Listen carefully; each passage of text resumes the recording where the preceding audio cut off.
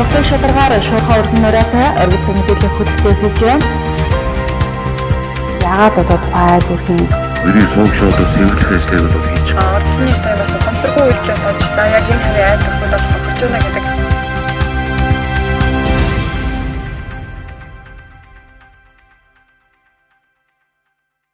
Өдөрч та бүхэнд дайран амар амгалан айлтгая. Энэ өдөр Орох аймагт болж өнгөрсөн үйл явдлын мэдээллийг хүргэхээр Чухлын шударгаар шуурхай өргөн нураатай оргил цаг мэдээллийн хөтөлбөрийн 21 цагийн мэдээ эхэлж байна. Мэдээллийн хөтөлбөрт анхаарлаа хандуулна.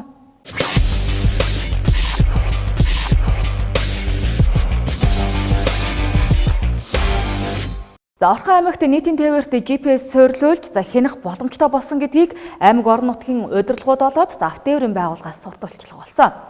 Ингэснээр автобус өдөрт хичнээн эрээс хийж байгааг хянаж тухайн аж ахуй нэгжид нийтийн тээврийн үйлчилгээ үзүүлэлтийн нөхөн олгорыг олгохч боломжтой болсон юм.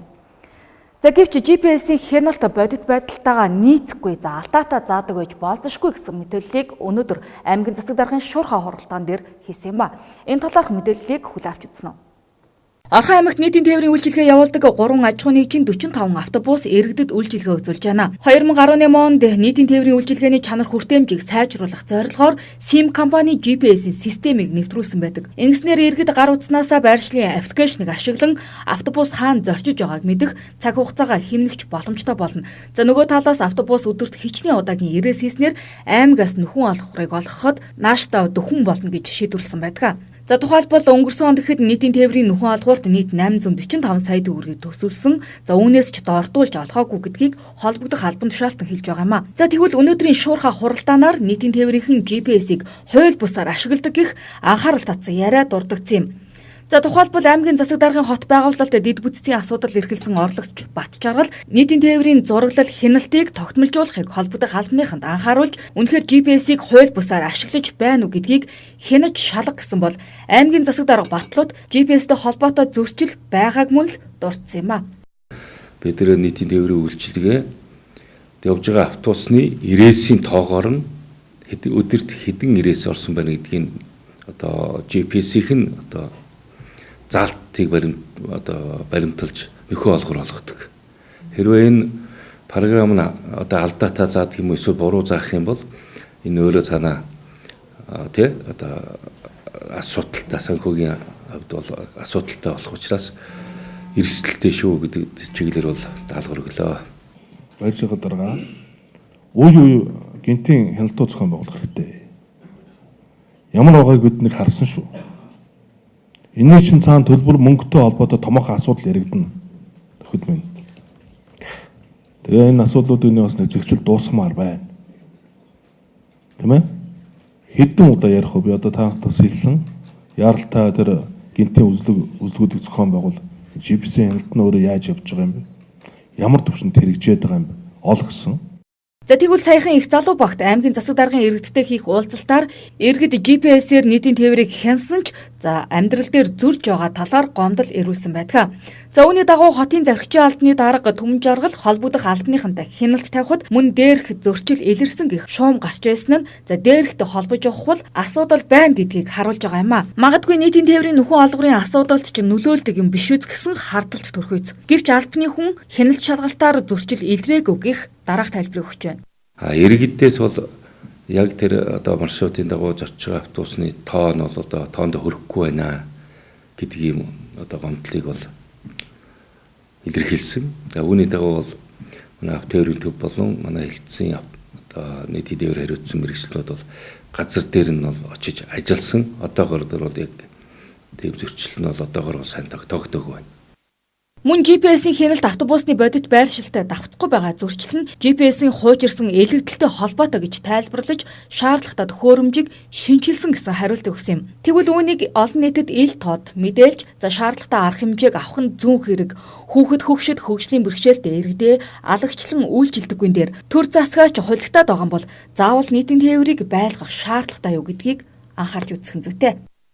Хаваржилт болоод мал төлөлтийн талаар Жаргалант Баян өндөр сумын засаг дарга нар мэдээлэл хэлээ. Мөн энэ 7 хоногт аймгийн засаг даргын захирамжийн дагуу ажлын хэсэг томилогдно. Малчтай эргэх ажлыг зохион байгуулах юм байна.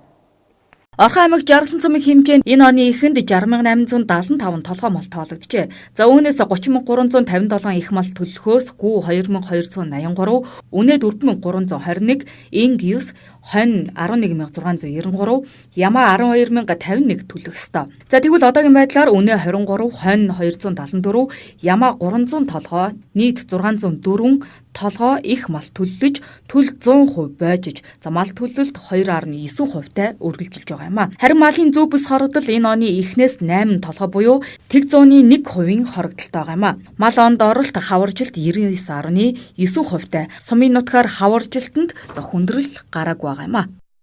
Ерөнхий газраас Жаргалан цомонд малчин иргэдэд одоо сургалт сурталчилгаа зохион байгууллаа нэг өдөр. Тэгвэл Жаргалан цомоос 35 иргэн, Баян Дүүсээс 20 гаруй иргэн орж нийт 80 малчин өрхөд иргэдэд за сургалт зохион байгуулж ажиллалаа. Баян өндөр сумын тухайд мал төлөлт 1.3%-тай үргэлжилж байгаа бөгөөд за аймгийн засаг даргын захирамжийн дагуу энэ 7 хоногт малчдыг эргэх ажлыг зохион байгуулахаар болсон байна. За мал төлөлтийн хувьд бол 1.3%-тай явж байна. Төлийн бол хорогдлого үргэлжилж байна.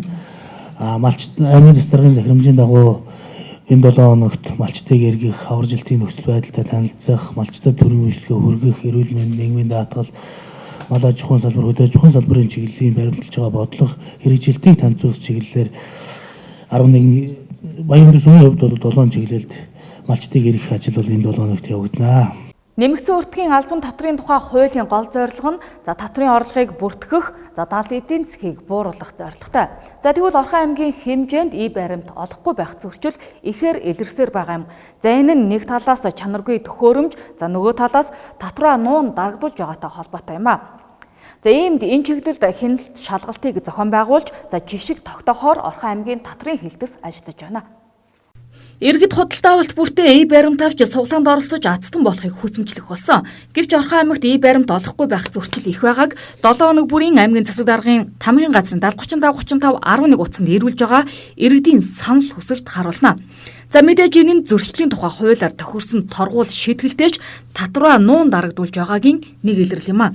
За өнгөрөх хугацаанд баримт олохгүй иргэдийг хохироож байгаа зөрчил дутагдалд татрын хэлтсээс сануулгах, зөвлөн туслах үйлчилгээ үзүүлж ажиллаж байсан бол за энэ онд татрын ерөнхий хуулийн дагуу зөрчил давтан гаргаж байгаа баримт олохгүй байгаа аж ахуйн нэгжүүдэд хариуцлагын арга хэмжээ авч ажиллахаар хяналт шалгалтыг зохион байгуулж тохирох арга хэмжээг авч байна. Үүний зэрэгцээ баримт олголтын жишг тогтоохоор ажиллаж байгаа юм.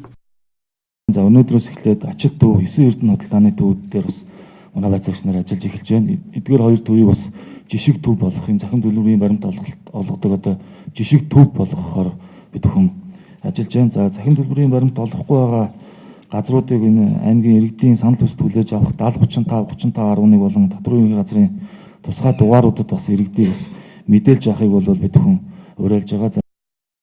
Иймд иргэн та баримт олохгүй байгаа зөрчлийн талаар татрын ерөнхий газрын 1812-88 утсаар болон Орхон аймгийн засаг даргын тамхын газрын 7035 11 утас мөн Орхон аймгийн татрын хэлтсийн байцаагчийн 7035 28 10 дугаард холбогдсон санал гомдлоо илэрхийлэх боломжтой. Иргэнээс ирүүлсэн саналын дагуу шалгалт явуулж зохих хариуцлагыг тооцно гэдгийг ч Орхон аймгийн татрын хэлтсээс сануулж байна. Дашрамд дуртахад нэмэгдсэн өртгийн албан татрын урамшууллын 2019 оны 2 дугаар сарын суглааны тохирол өчигдөр боловсрол суваг телевизээр орон даяар шууд явагдсан. За тохирлоор хамгийн бага буюу суглааны сүүлийн 3 оронтой таарсан хэрэглэгчид 30 мянган төгрөг хоцсон бол 4 орон таарсан хэрэглэгчид шууд 100 мянган төгрөг хожих эрх авсан. Хэрв 5 орон тааруул 1 сая төгрөг, 6 орон тааруул 5 сая төгрөг, 7 орон тааруул 10 сая төгрөг, за 8 орон тааруул 50 сая төгрөг хожихоор байсан юм а. За харин өчигдрийн тохирлоор 30 мянган төгрөгийн аздан 18672, 100 мянган төгрөгийн аздан 2084, 1 сая төгрөгийн аздан 189, 5 сая төгрөгийн аздан 17, 10 сая төгрөгийн аздан 1 тус тодорч за супер шагналын эзэн тодорхойгүй юм а. Гамшийн аюулын зарлан мэдээллийн дохио дамжуулах журам, за нүүлгэн шилжүүлэх журмыг жил бүрийн 3 дугаар сарын 4 дахь 7 хоногийн пүрэв гарагт зохион байгуулдаг. За тэгвэл энэхүү дадлах сургуулалтыг за зохион байгуулах ажиллах талаар Орхон аймгийн онцгой байдлын газраас мэдээлэл хэлээ. За энэ жилийн тухайд газар хөдлөлтийг гамшихаас урьдчилан сэргийлэх таниулах өдөр болгон зарласан байна. Гамшиг аюулт үзэгдэл осол тохиолдсон үед та болон таны гэр бүл хэний ч тусалцааг авч чадахгүй болох хүндрэл учирч болзошгүй юм а. За иймээс засгийн газрын 2011 оны 339-р тогтоолоор жил бүрийн 3 дугаар сарын 3 дахь 7 хоногийн пүрэв гараг буюу 2019 оны 3 дугаар сарын 21-ний өдөр гамшигын зарлан мэдээллийн дууд тохиог дуугаргана. Иймд иргэд аж ахуй нэгж байгууллагууд, харьяа болон аймаг багууд онцгой байдлын газар хэлтсийн заавар зөвлөмжийн дагуу гамшигаас хамгаалах дадлах сургуультанд хамрагдах шаардлагатайг Орхон аймгийн онцгой байдлын газар уламжилж байна. Газар хөдлөлтийн гамшигаас урьдчилан сэргийлэх сургуульд явдаг.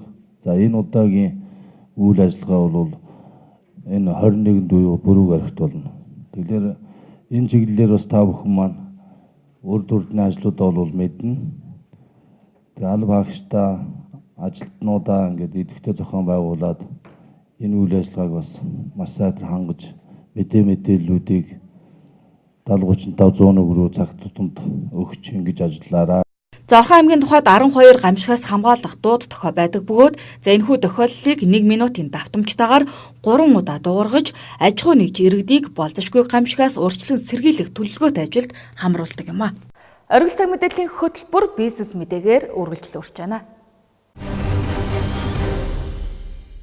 Техник сэтгэлдэн үлдээ дурсамж бэлгийн карт.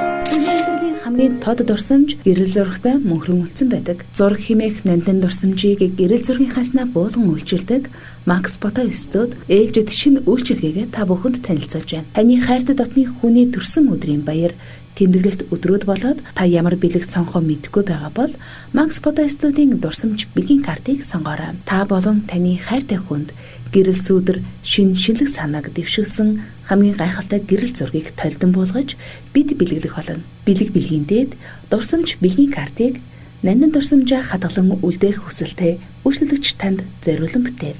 Манай хаяг Номын телевизийн байр Макс Фото Студ. Эрхэмсэг гоо сайхныг сэтгэлдэн үлдээх дурсамж бэлгийн карт.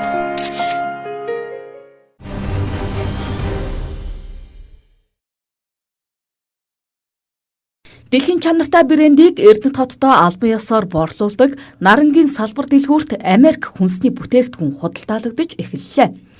Хүнсний найрлаганд элдв химийн бодис агуулгадаг учир эрүүл мэндэд сөрөг нөлөө үзүүлэхгүй мөн өвчин намдаах наалт, тос зэргийн эрүүл мэндийн бүтээгдэхүүнүүд худалдагдж байна. Манай дэлгүүр нь та бүхэндээ дэлхийн алдарт гоо сайхны брэндүүд болох Evoluderm, Enchanter, Ramana, Elkos, Gatkansдаг гэх мэт нүүр арчилгаа, бие арчилгаа, арьс арчилгааны бүтээгдэхүүнүүдийг худалдан борлуулдаг билээ. Манай дэлгүүр нь герман хүнс ахуй оруулж ирдэг байсан бол хэрэглэгчдийн хүсэлт хэрэгцээнд нийцүүлэн та бүхэндээ Америк хүнсний бүтээгдэхүүнүүдийг оруулж ирдэг боллоо. Үүнд болохоор манайх 100% алюминий жуус мөн Аризона гэх мэт ундаануудыг оруулж ирдэг бол хүүхэд багчуудын дуртай гүзээлзгэнтэй ундаа, мөн копийн дуртай хэрэглэгчдийн хүсэлт нийцүүлэн 3-4 төрлийн нунтаг копинуудыг оруулж ирж байгаа. Тиймээс та бүхэндээ манай дэлгүүрээр өргөнөөр ирж үйлчлүүлээрэй гэж урьмаар байна.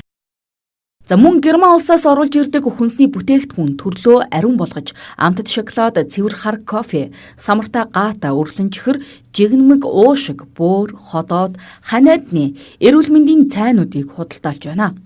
Хамгийн чанартай хүнсний бүтээгдэхүүнийг та Нарангийн албан ёсны борлуулагч дэлгүүрээс худалдаа аваарай. Хаяг чөлөөт уран бүтээлийн NBHD телевизийн үүдэнд байрлаж байна. Энэ өдөр Орхон аймагт болж өнгөрсөн үйл явдлын мэдээллийг чухлыг шударгаар шуурхаа өргөнөөрэтагаар оргил цаг мэдээллийн хөтөлбөр танд хүрлээ. Мэдээллийн төгсгөлд ус загвар орчны шинжилгээний төвөөс ирүүлсэн хоногийн цаг агаарын мэдээг хүлээн авч үзнэ үү? Баяртай үзэгчдээ.